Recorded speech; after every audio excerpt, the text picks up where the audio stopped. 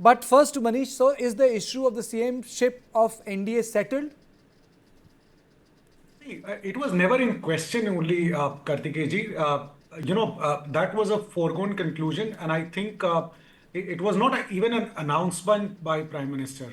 It was something which was natural and taken for granted, and he just endorsed what has been known to everyone. So, we have fought from since 2005 under the leadership of Nitish ji, and this election is no different. So I think the more important part was the message which Prime Minister gave to the people of Bihar, reminding them about Lath-Bandhan. And that is what is the nature and the kind of party which, this Gathbandhan is. So in fact, he went on to say that for 150 years, which I have been telling in every show of yours, that people are not going to forget that Jungle Raj. And last evening, he said very clearly that the elders should actually tell the horrors of those era. So it is not to be, which I feel some of the time people trivialize it. But, that was something at that time. And that he reiterated today in both the Jan Sabhas that happened. And his focus was, apart from this, obviously on women empowerment, which the way this NDA government has empowered women, not only through, this 10,000, which is being talked so much, but right from, the 2008 onwards, Poshak was given 2 cycles, and we have talked so much about it. So women has been a focus of this government right from the beginning. He also talked about development and employment drive, and so he talked about infrastructure development, especially in that area of Begusarai and Samastipur. If you will see, there are a number of factories that have come up, and there is a special focus of the government to develop that area, because earlier also there were a number of industries. Baroni plant is also at there itself. So there is a hub, small industrial hub has come up, and slowly and steadily that is coming. So he was very clear on that. Going to Karpuri-gram, and Prime Minister gave Bharat Ratna and that recognition to Karpoori Thakur, who was a leader of every caste of Bihar, every religion of Bihar. He was not someone who was only from one community. He represented the people of Bihar. He represented the honesty which people talk about Nitish Kumar, right? So both are, from the same cloth, and that's something, that kind of a respect being given to him is something which is very, very empowering to EBC. So he talked about EBCs and Dalits also. Along with that, obviously, recognition of Bihar in growth and prosperity of India. He talked about how Biharis actually made contribution in Operation Sindoor.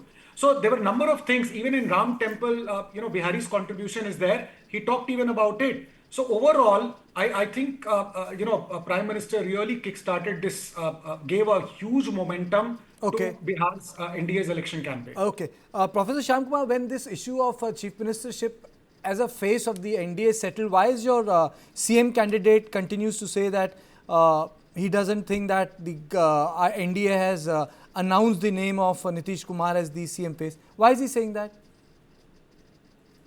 Professor, why is he saying that? Mr. Shyam Kumar? Am I audible? Mr. Shyam Kumar? I think my voice is not reaching. There is some technical problem in your audio, I think, but please repeat your question. I would like to respond. My question is, why is Tejashwi saying that Nitish's name has not been announced? This is a bigger question. After remaining in power for more than 2 decades, that there is a not joint press conference. There is no clear signal from the NDA that who will lead Bihar from NDA. This is how the BJP has undermined. But Prime Minister Nitish said Kumar, today in a rally, Amit Shah also said. And I mean OBC, EBC.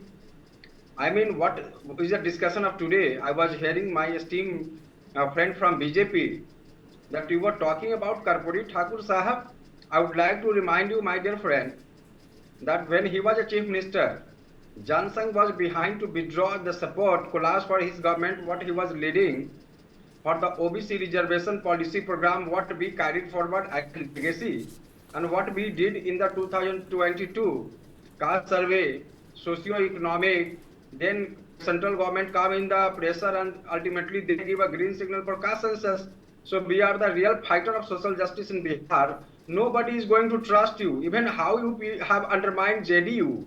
And it is the irony of this fact that how that BJP has increased its political height in Bihar. They have come versus 101 versus 101. It is not at all 10 versus 101. It is 10 versus 142. That means regional political parties, especially JDU, is going to be eliminated, finished after this election. That's so clear. And this is an upman of every Bihari. I would like to tell you the insult undermine of the any Bihari. I would like to tell you that we are fighting for the dignity and respect for every single Bihari, even our political opponent. And we will definitely do well in the next couple of days. We will form Bihar and we will bring that brighter days of Bihar in very soon. Okay. Thank you. Your opening comments, Gautam. Your opening comments. We haven't seen Mr. Gandhi. All the big guns went out today. Tejashwi was out. Nitish Kumar was out. Prime Minister was out. Amit Shah, JP Nadda. I'm sorry, you're not audible. My question is, Rahul Gandhi is not to be seen around. No, there's a program laid out. Rahul Gandhi was seen around in the Vote Adhikar Yatra way before all these people even thought of coming out and starting giving these absurd statements that they've started giving today. And it was Rahul Gandhi who was on the streets of Bihar fighting for the most essential right to vote, which is, the basis of a democracy. Coming to what the Prime Minister said today, and I would like to really respond to that, because the Prime Minister today was all about Bihari's contributions to the country, which is a known fact. They are contributing to the country day and night. He did not speak a word about their own report card. What have you delivered? I'll tell you what they have delivered. In 2004, the Bihar's total standing liabilities were around 43,000 crores. You know where we are today at 3,19,000 crores. Niti Aayog's SDG report says Bihar is worse in poverty, inequality, in education. You will be shocked to know less than 10% people have completed their class 12. It is their own numbers. I'm talking about numbers. And I would request my BJP counterpart to please counter my claims with numbers. There are lakhs and lakhs of families which have been coming out. About 95% of households in Bihar do not even own a vehicle till now. And 2.2 crore people are still working as manual laborers. Now I want to know, is this what the double engine Sarkar's model of governance is? So the numbers are speaking for itself. Biharis are suffering because of you people.